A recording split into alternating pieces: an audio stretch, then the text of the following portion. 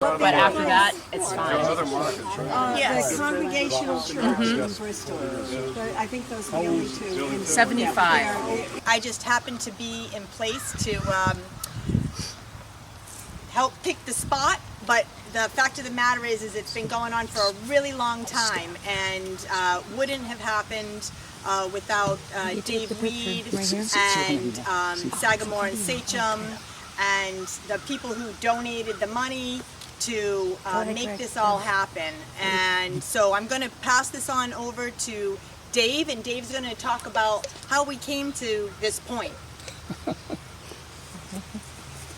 Thank you, Sherry.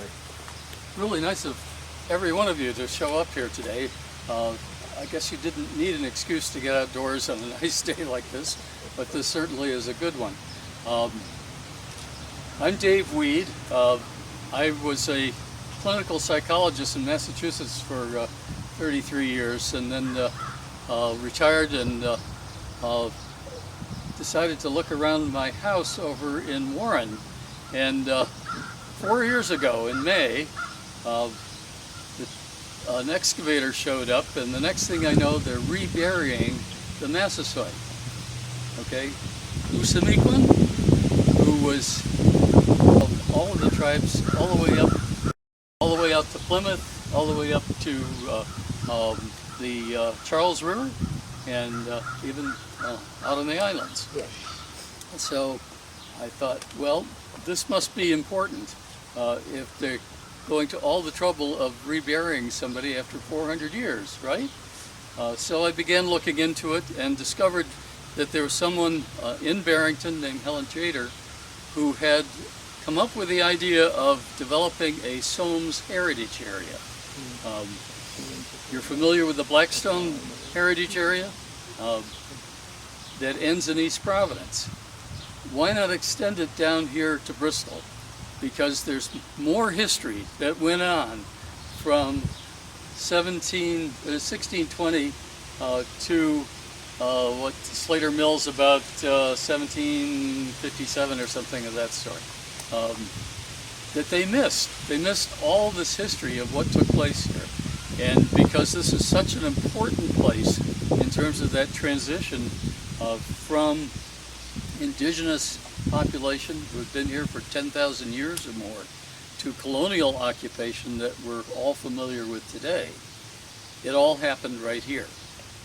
So Helen and I began to put our heads together in terms of what we could do, and one of the things we first thought about was getting some historical markers. Because people don't know their own history, we need to find ways of teaching them that.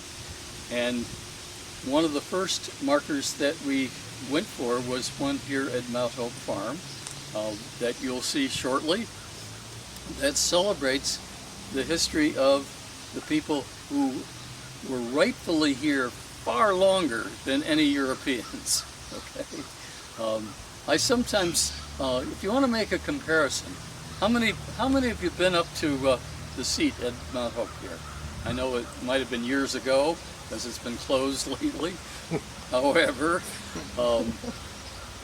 one way of thinking of the importance of that location is to think about the Acropolis in Athens.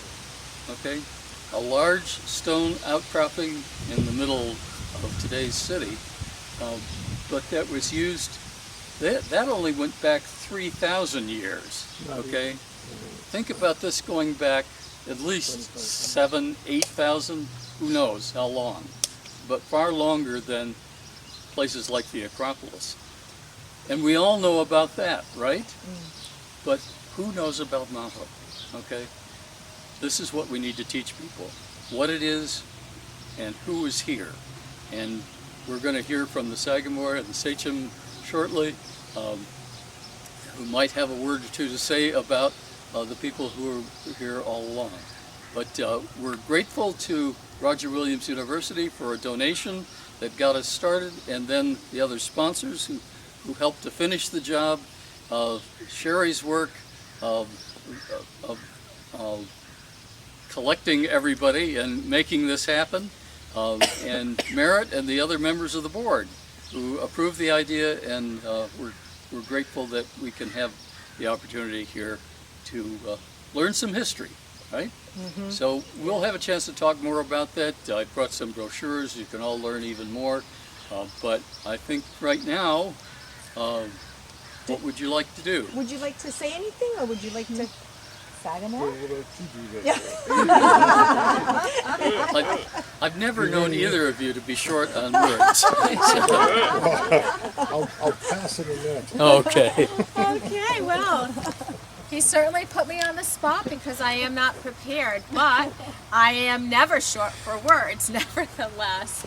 I would like to thank each and every one of you who has been involved in this, who has come out for this. I welcome you to the ancestral lands of the Pokanoket tribe, of the Pokanoket Nation.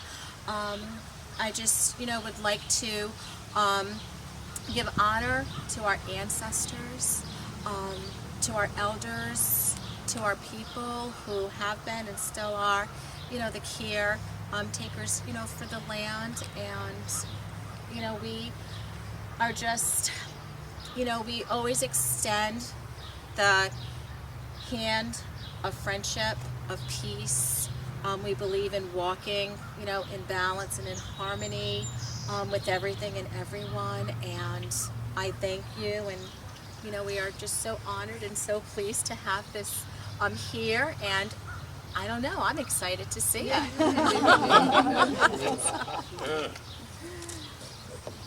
Sagamore, did you want to join me?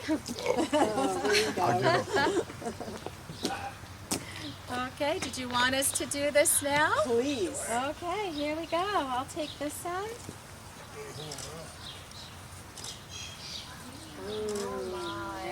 Woohoo! This is beautiful. Thank you. Tabotany. That is beautiful. Very nice. Can I have my fellow council And I'm sure members that, come up and kind of take a first look as well? Could we get a picture of you by it? That would be great. Sure. Well, I just want to thank you, Dave, for the efforts that you put forth. You really have catapulted us into a new dimension.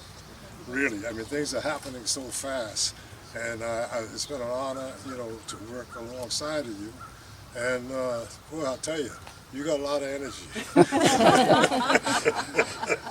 and that's coming from a guy that has a lot of energy. That's right. But I'm slowed down. I'm slowing down some.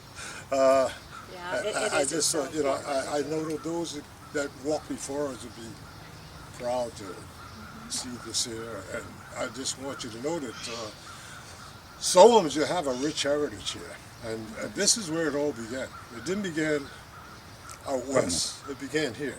I do want to thank Dave, and I remember, years ago meeting Helen Jada when she was doing, these events and ceremonies at different places, and she talked about the Soul Heritage Project.